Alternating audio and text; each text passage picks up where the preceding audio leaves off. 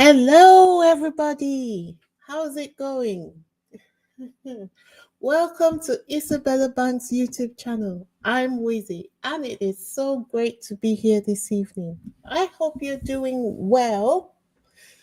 So, guys, do you remember this hit piece of an article that I mentioned in yesterday's video? I knew I was going to have to talk about it again. I just knew because the associations made in the article were just too diabolical for it to go away without it generating some kind of controversy. And I was absolutely correct. And there is no doubt that that was exactly what the writer of the article intended as well. All right. So, for those who were not with me for yesterday's podcast and are possibly not looking at their screens at the moment, I am referring to the article on the screen. The headline reads, How Justin Welby Fell Under Harry and Meghan's Spell as Archbishop of Canterbury resigns over ignoring prolific sex abusers' crimes, how his friendship with the Sussexes raised questions about his judgment.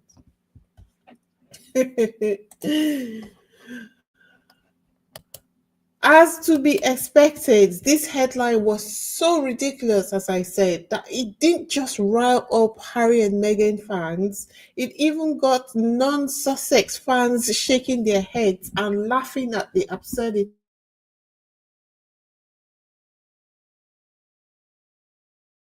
To say because he was so flabbergasted by the ridiculousness, not just him, but a lot of people were so flabbergasted by the ridiculousness that, that they had so much to say on Twitter. Just a second while I pull up his video.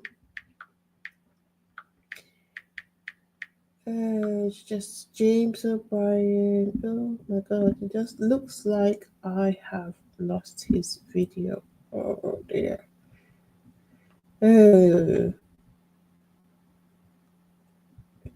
Well, what he had to say was, can you imagine that if somebody had told him that in 2024 that Harry and Meghan would be held responsible for the Archbishop's resignation, that he would have said, well, he knows that the British media are a bit extra, but no, he doesn't think that they would take it this far. But here we are in 2024, and they have taken it that far. He was beyond shocked and disgusted by the British media. The video seems to have moved from where I saved it, so it looks like we're going to have to move on from there.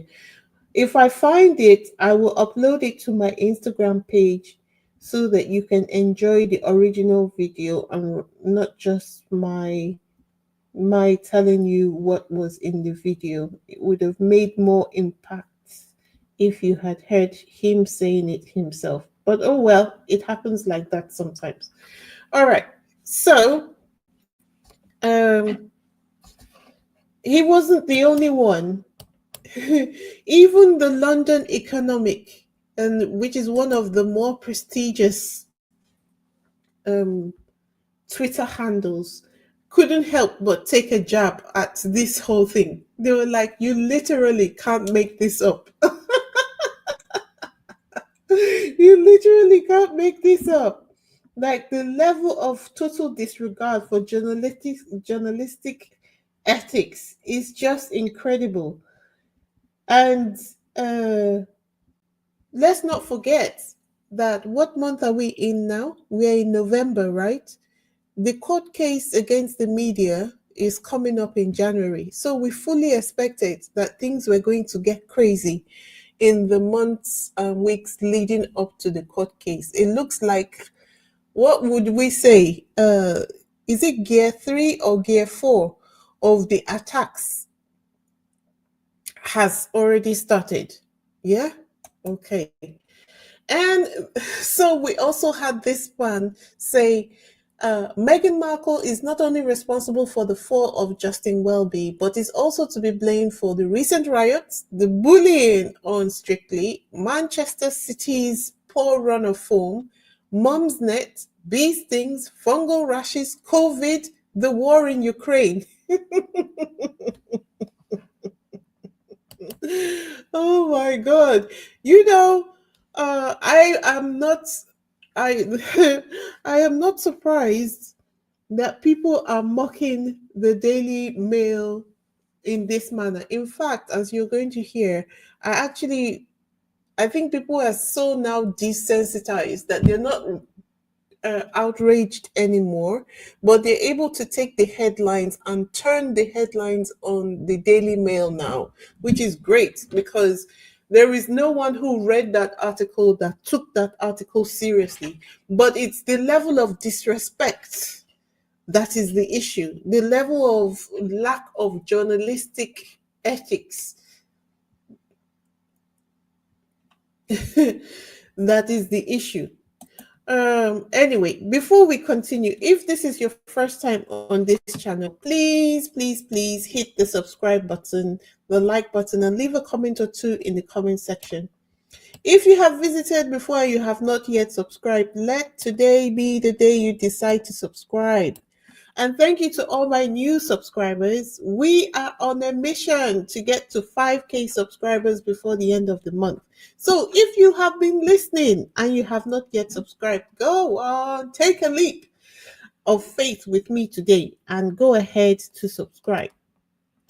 For all those who have been rocking with me from the beginning, thank you. Don't forget to leave a comment in the comment section and also hit the subscribe button. All right. So, guys, let's continue.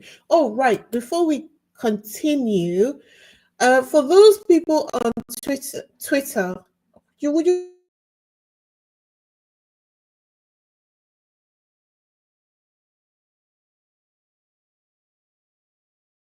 want to tell me? Have you moved to Blue Sky Social? Tell me in the comment section. It seems like everybody in the Sussex squad is moving to Blue Sky Social. So if you want to keep up with the latest Harry and Meghan news, I think all the newspapers are going on there as well so that we can keep track of what they're doing and they don't continue to put out their news unchecked. So I have created my account today. It's similar to Twitter, but it seems like because there are not as many people on it, it's kind of a bit. It's still a bit sane at the moment. You still get snippets here and there on Twitter, but the volume of engagement on Twitter has drastically reduced. Millions of people have flocked away from Twitter to Blue Sky. I'm quite surprised that people are going to Blue Sky and they didn't give Spoutable the opportunity to.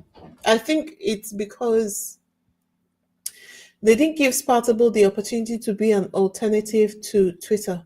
But I think that is because the news organizations haven't opened as many accounts on Spoutable. That's the reason why people are going to Blue Sky instead. But anyway, I just thought to mention, because if you're looking for Harry and Meghan news, very soon you're not going to be able to find it on Twitter anymore.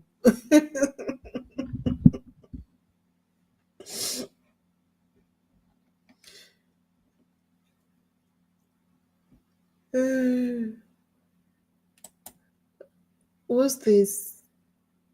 Lorna says, what did you say, Lorna? Some idiots took it seriously and they contacted another Sussex channel about it. Took what seriously? Do you mean the original article?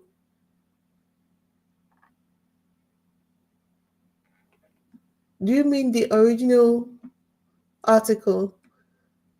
Let me know in the comments. All right, let's continue while I'm waiting for your response to come through. All right, so while we are waiting for, while all of that is going on, the British public are not having it. Oh, yeah, the Justin Welby Meghan article. All right, cool. Well, um, hmm, hmm. A lot of people are not taking it seriously, though. So the person who took it seriously must. It's either I don't know what they're thinking about, but it seems like they have not. They have not been keeping on top of the news. They're not current. They don't know what's going on. So it's either that or they completely got um, have swallowed the media's narrative hook, like and sinker. Poor them. Well, as you know, such a thing is going to then agitate media reform for those people who have been campaigning for media reform. So, of course, Hugh Grant, Byline Times, there are a few other organizations that I have seen, they have been screaming and shouting about press reform, about bringing back the Leveson 2 inquiry. And Hugh Grant is taking advantage of the ongoing hits that the British media is currently taking, and has renewed his push for the Leveson 2 inquiry through his charity Hacked Off. So Byline Times, this is the article that they wrote. They recently reported that Caroline Flack's mother um, joined him on a campaign where they were calling on the government to finally revive the criminal investigation side of the Leveson 2 inquiry. Okay. And this is what everybody has been asking for, and this is what Murdoch desperately does not want. Okay.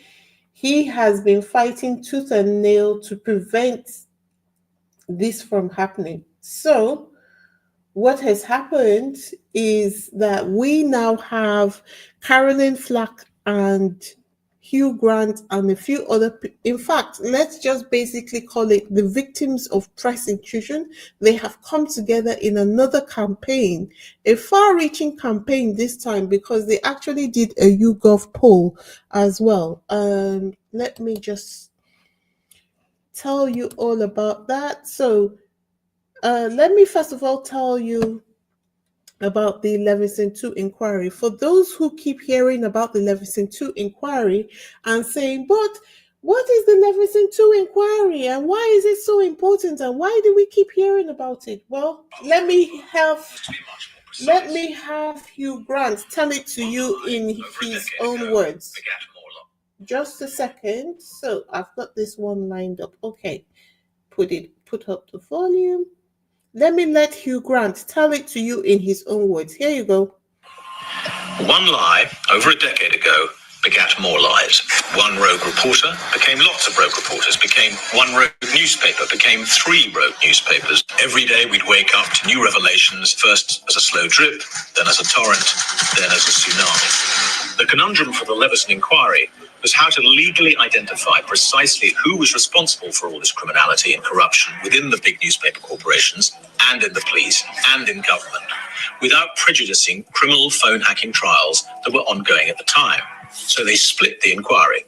The first part was about the unscrupulous newspaper culture that enabled crimes like hacking, bribery, and data theft. The second part, to take place when the trials were over, was to be much more precise. Who did it? Who ordered it? Who deliberately ignored it? What exactly was the relationship between the press and the police, or the press and politicians? What do you think about Trump winning the election? All right, so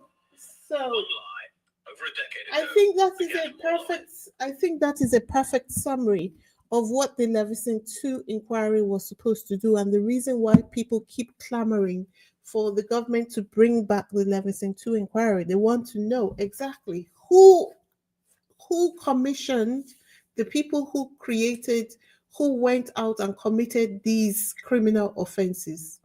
Who commissioned them? Where did they do it? Just basically all the details. Because this part of it, of course, once they are done with the investigation, is going to result in a good many people in the press going to jail. This is the reason they have been fighting tooth and nail to make sure it doesn't happen. So, this is what all the fuss is about. Anyway, and Caroline Flack, that's Caroline Flack's mother on the screen, right? She and Hugh, they commissioned a poll where a whopping 80% of those who were surveyed in the UK backed the plan to bring back Leveson 2 with an and not only that, they want to make sure that the press have an independent regulator to oversee the press. They said that even more urgently, families impacted by press intrusion like Caroline Flack and Mandy Garner's have come forward to demand accountability. Every day the media remains unchecked, they argue. It can bully and harass people without consequence, all to sell papers. Look at this new article that just came out about Harry and Meghan and the Archbishop of Welby.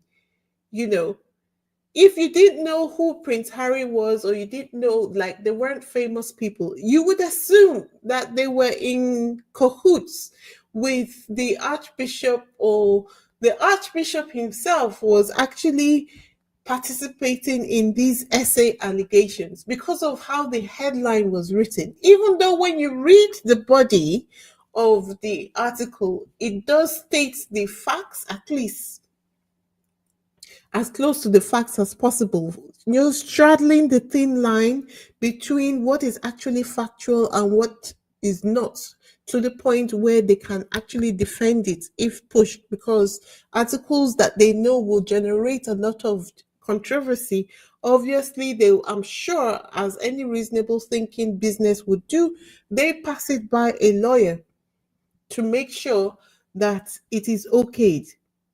So they make sure that these articles are written to suit them just being able to generate enough income, smear people's reputations, and maybe get a slap on the wrists, if anything at all. Well, the campaign as is currently ongoing, and the voices demanding press reform are getting louder.